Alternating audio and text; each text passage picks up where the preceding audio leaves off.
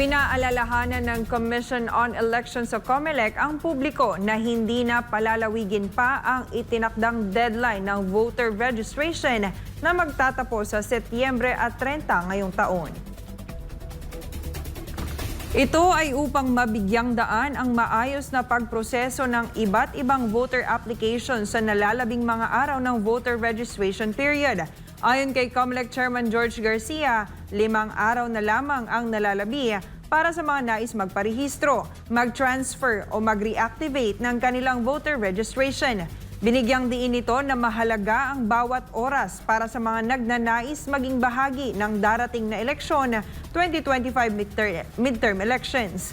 Paalala rin ni Garcia na hindi lamang ang mga botante sa loob ng bansa ang sakop ng deadline na ito, kundi pati na rin ang mga overseas Filipino workers o OFWs na kasalukuyang nasa ibang bansa.